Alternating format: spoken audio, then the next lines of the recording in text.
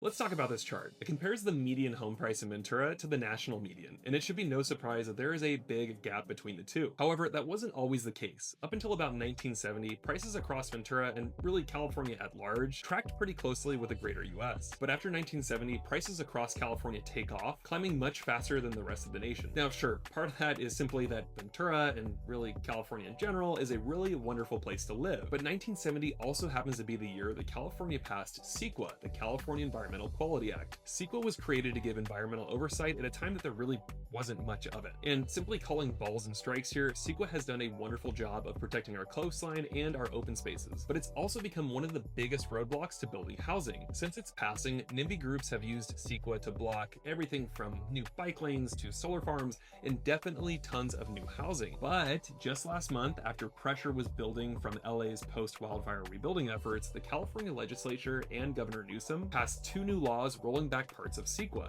The changes are specific. Urban housing projects under 85 feet tall are now exempt from CEQA. That means city-based projects, much like these found in downtown Ventura, can move faster and cheaper through approvals. The new laws also removed some wage and affordability components, which is a big shift for developers that focus on these types of building projects. What these bills don't do is open the door for new commercial developments and subdivisions on previously undeveloped land. And that's where most CEQA litigation is actually happening, or at least according to supporters of the law. I'm really curious to know how you feel about this new change. Comment down below NIMBY if you're opposed to it, or YIMBY if you're excited to see new housing projects in the city of Ventura.